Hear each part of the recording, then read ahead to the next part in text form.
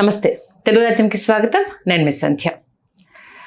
భారతదేశ చరిత్రకు సంబంధించి కొంతమంది వ్యక్తుల గురించి ఎప్పటికప్పుడు మనం ప్రత్యేకంగా మాట్లాడుకుంటూ ఉంటాం. దాంట్లో ఛత్రపతి శివాజీ మహారాజ్ ఒకరు. హిందూ సాంప్రదాయాలకు సంబంధించి, అలాగే భారత జాతి మీద జరిగిన అనేక విషయాలకు సంబంధించి అలుపెరగని పోరాటం చేసిన యోధుడు అని మనందరికీ తెలిసిందే. ఆయన హిందూ విజయ సామ్రాట్గా ఎలా ఎదిగారు, చరిత్రలో కొన్ని వాస్తవాలు, కొన్ని అవాస్తవాలు మన కళ్ళ ముందు కదలాడుతూ ఉన్నాయి.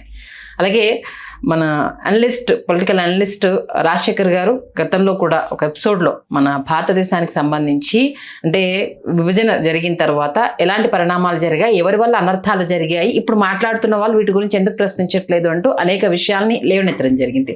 మరి ఛత్రపతి శివాజీ మహారాజ్ గురించి ఆయన ముందు పెడితే ఏ అంశాలను మనకు తెలియజెప్పే ప్రయత్నం చేస్తున్నారు, ఆయన మాటలోనే విందాం. శేఖర్ గారు నమస్తే. ఆల్మోస్ట్ అంటే స్వాతంత్రం రాకముందు, వచ్చిన తర్వాత మన సమాజంలో జరిగిన అనేక విషయాలను ఒకరు ఒకలా చెప్తున్నారు, ఒకరు ఇంకోలా చెప్తున్నారు అంటూ మీరు కొంత సవాల్ విసరడం జరిగింది. ఛత్రపతి శివాజీ మహారాజు గురించి మీ ముందు పెడితే ఫస్ట్ ఆయన గురించి మీరు ఏం చెప్తారు? ఛత్రపతి శివాజీ మహారాజ్ ఒక సామాన్య, అంటే భారతదేశంలో అప్పుడున్న కుల వ్యవస్థలో శూద్రుడిగా జన్మించాడు. ఆయన ఛత్రపతి అంటే ఒక చక్రవర్తి స్థాయికి ఎదగడం అనేది ప్రతి ఒక్క భారతీయుడు గర్వించాల్సిన విషయం. అయితే ఇక్కడ ఆయన హిందూ హృదయ సామ్రాట్ అవునా కదా అనేది పెద్ద క్వశ్చన్. శివాజీ గారి మరణానంతరం ఆయన సమాధి కనపడకుండా పోయింది. అంటే అందరూ మర్చిపోయారు ఎక్కడుందో అని. ఆయన సమాధి ఎక్కడుందో వెలికి తీయాలి అని నడుము కట్టి దానికోసం మొత్తం భారతదేశం సంచరించి శివాజీ గారి సమాధి ఎక్కడుందని దాదాపు దశాబ్దం పాటు తిరిగిన వ్యక్తి జ్యోతిబా ఫులే. ఓకే. జ్యోతిబా ఫులే గారు తిరుగుతున్నప్పుడు ఆయనకి అంత ప్రాముఖ్యత ఎందుకు ఇస్తున్నావు అని బాలగంగాధర్ తిలక్ లాంటి వాళ్ళు అన్నారు. ఆయనకు అంత అంటే ఇది అంత కృషి చేయాల్సింది ఏముంది, అంత ఏముంది శివాజీలో అన్నట్టు వాళ్ళు మాట్లాడారు. 1860 నుంచి దాదాపు 9 సంవత్సరాల పాటు విస్తృతంగా పర్యటించి ఆయన తన మనుషుల్ని పంపించి ఎక్కడుందో వెతకండి అంటే ఎలా అయితే కనుక్కున్నారు. 1869లో అది వాళ్ళకి దొరికితే దాన్ని మళ్ళీ పునరుద్ధరించారు.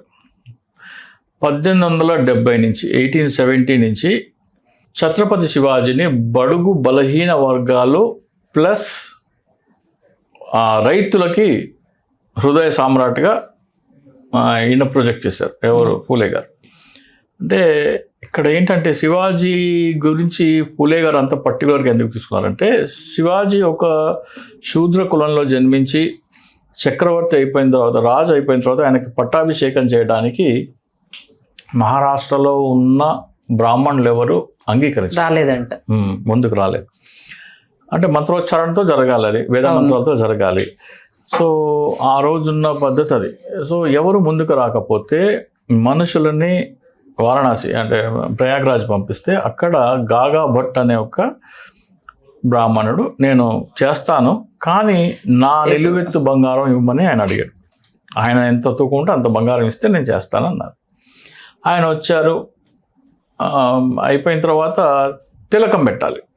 ఎవరైతే ఇది పెట్టారో తిలకం పెట్టాల్సి వస్తే ఆయన శూద్రుడు కాబట్టి చేత్తో తాకడానికి నిరాకరించి కాలి బొటన వేలుతో పెడతాను, అది కూడా ఎడమ కాలి బొటన వేలుతో పెట్టాడు.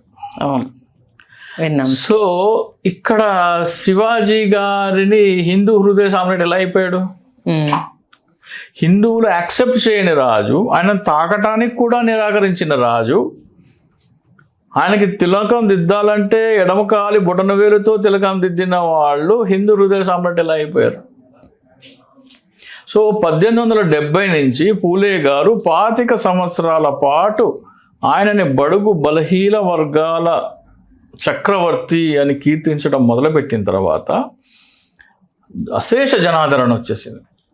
ఎప్పుడైతే మనలో నుంచి ఇంత పెద్ద గొప్పవాడు జన్మించాడా అనేది ప్రజలకు తెలిసిందో ప్రజలందరూ ఆదరించడం మొదలుపెట్టారు. ఎప్పుడైతే ఆ శివాజీ గారికి అంతటి ప్రజాదరణ వచ్చిందో దాన్ని ఎన్కాష్ చేసుకోవడానికి బాలగంగాధర్ తిలక్ అప్పుడే అన్నాడు హిందూ హృదయ సామ్రాట్ అని తీసుకురావడం. ఎందుకు అంటే ఔరంగజేబు మొఘలుల మీద పోరాడాడు కాబట్టి హిందువుల తరఫున, అంటే హిందూ రాజు ముస్లిం రాజు మీద పోరాడారు కాబట్టి శివాజీ గ్రేట్ అనేది వీళ్ళు ప్రొజెక్ట్ చేయడం. ఎవరు? బాలగంగాధర్ తిలక్, సావర్కర్ వీళ్ళందరూ కంటిన్యూ చేశారు. ఓకే. నిజంగా మరి అతను హిందువుల పట్ల ముస్లింల పట్ల పోరాడారా? అసలు మొఘలులు ఎవరు?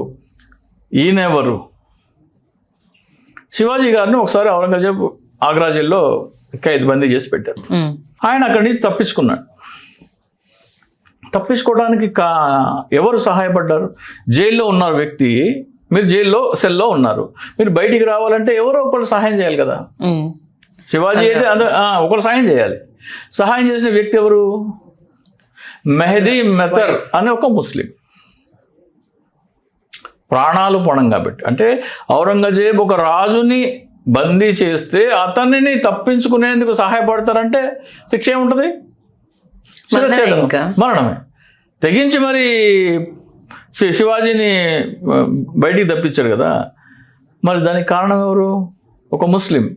అంటే శివాజీ హిందూ ముస్లిం గొడవ ఇది. హిందూ ముస్లిం గొడవ అయితే ముస్లిం శివాజీని ఎందుకు వదులుతాడు? వదలరు కదా.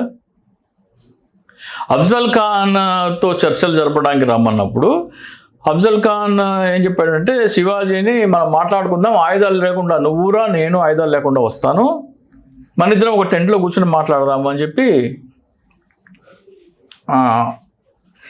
నిర్ణయించుకుని వెళ్తున్నారు. శివాజీ వెళ్ళే ముందర ఆయన అంగరక్షకుడు, పేరు నాకు గుర్తు రావట్లేదు, ముస్లిం అతను కూడా, నువ్వు ఒక్కడే వెళ్ళొద్దు,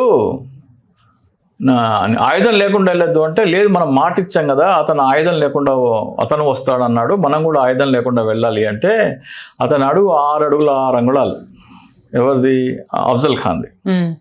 శివాజీ హైట్ వచ్చేసి 5 అడుగుల 2 అంగుళాలు ఎంతో, 5 feet 2 inches సంథింగ్. ఎందుకంటే మహారాష్ట్ర వాళ్ళు ఒక బుక్ ప్రచురించారు, 5 అడుగుల 2 అంగుళాలు అయినా సరే మరాఠా వాళ్ళు ఏమేం చేశారని. దాంట్లో శివాజీ పేరు, గవాస్కర్ పేరు, సచిన్ టెండూల్కర్ పేరు, ఇలా చాలామంది విశిష్టమైన వ్యక్తుల పేర్లు రాశారు. అందులో శివాజీ హైట్ మెన్షన్ చేయడం జరిగింది. ఈవెన్ శ్రీకృష్ణదేవరాయలు కూడా 5 feet 2 inches. ఓకే. సో అయినా సరే అంతటి పరాక్రమవంతులు వాళ్ళు. సో దాంట్లో నువ్వు హైట్ తక్కువ కాబట్టి అతను ఓవర్ పవర్ చేసేసి నిన్ను మెడ నులిమి చంపేస్తాడు అని ఆయనకి వాగ్ అంటే పులి గోర్ల వంటి ఒక ఆయుధాన్ని, దానికి విషం పూసి ఇస్తాడు. అప్పుడు శివాజీ ఇట్లా నడుము కోట కట్టుకుంటాడు కదా, దాంట్లో దోపుకుని వెళ్తాడు. ఓకే. ఆయన ఓవర్ పవర్ చేయాలంటే ఇది వాడండి, లేదా అంటే చర్చలు మామూలుగా సాగుతాయి. అంటే లోపలికి వెళ్ళంగానే మాట్లాడి నిన్ను కౌగిలించుకుందాం అనిపిస్తుందని అఫ్జల్ ఖాన్ చేతులు చేస్తాడు. ఈయన వెళ్ళి కౌగిలించుకోగానే మెడ చుట్టూ ఈగ వేసుకోవడానికి ట్రై చేస్తాడు. ఇది తీసి పొడుస్తాడు. పొడిచి శివాజీ అఫ్జల్ ఖాన్ మీద దాడి చేయగానే అతను కింద పడిపోతాడు. అఫ్జల్ ఖాన్ కింద పడిపోతే, మా రాజు మీద దాడి చేసి హత్యాయత్నం చేస్తావా అని ఒక వ్యక్తి, వాళ్ళ అఫ్జల్ ఖాన్ సేనాధిపతి శివాజీ మీదకి తలవారుతో దాడి చేస్తాడు. ఆ సేనాపతి పేరేంటి తెలుసా? కులకర్ణి. అఫ్జల్ ఖాన్ సేనాపతి పేరు కులకర్ణి, హిందూ బ్రాహ్మణ్. ఈయన ప్రాణాలు కాపాడింది ఎవరు? ముస్లిం. ఎక్కడ హిందూ హృదయ సామ్రాట్, ఎక్కడ హిందూ ముస్లిం మధ్య గొడవ ఎక్కడ? ఓకే. అంటే అసలు అప్పుడు ఆ టైంలో ఇవేం లేవని ఇవేం లేవు. ఇప్పుడు శివాజీ సైన్యంలో దాదాపు 60,000 మంది ముస్లిం సైనికులు ఉన్నారు. 60,000 మంది.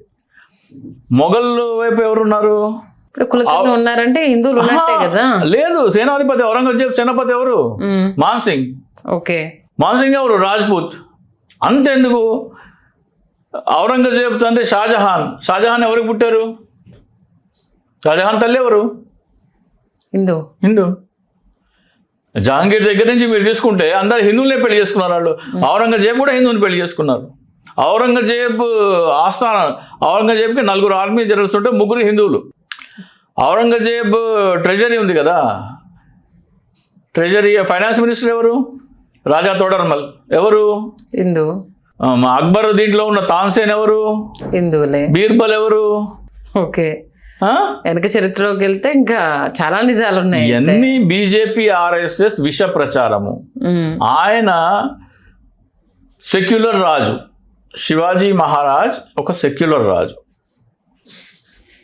అతన్ని శూద్రుల రాజుగా ఎప్పుడైతే అంత గొప్పవాడని పాపులారిటీ వచ్చేసిందో అంటే 1870 నుంచి 1895 వరకు శివాజీ జయంతి ఉత్సవాలు చేసింది పూలే. ఏమని చెప్పాడు? బడుగు బలహీన వర్గాల నుంచి చక్రవర్తి అయిన మహోన్నతుడు, రైతులకు అన్యాయం జరిగితే అస్సలు ఉపేక్షించేవాడు, పేదలకు అన్యాయం జరిగితే అస్సలు ఒప్పుకునేవాడే కాదు. పేదల పక్షపాతి, బడుగు బలహీన వర్గాల పక్షపాతి శివాజీ.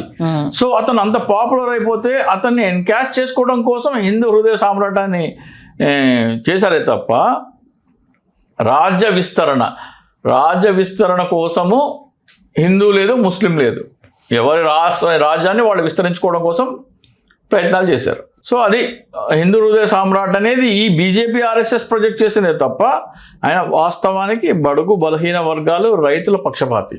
ఓకే. సో దానిని వీళ్ళు ఇట్లా రాజకీయంగా వాడుకున్నారు. సో శివాజీకి తిలకం దిద్ది అది చేసింది. డెఫినెట్గా శివాజీ హిందువే, హిందూ అమ్మవారి భక్తుడే, కాదనటానికి లేదు. కానీ హిందువుల కోసం నిలబడ్డాడు కాదు. ఆయన మరాఠా సామ్రాజ్యాన్ని విస్తరించడం కోసం హిందువుల మీద కూడా యుద్ధాలు చేశాడు, ముస్లింల మీద యుద్ధాలు చేశాడు. అలాగే శివాజీ తరఫున పోరాడింది ముస్లింలు, ఔరంగజేబ్ తరఫున పోరాడింది రాజ్పుత్లు. సో అక్కడ హిందూ ముస్లిం ఏం లేదు. వీళ్ళు ప్రజలలో అది తీసుకురావడం కోసం, ఆ వివక్ష తీసుకురావడం కోసం తీసుకొచ్చారే తప్ప అక్కడ వాస్తవానికి హిందూ ముస్లిం అనేది లేనే లేదు.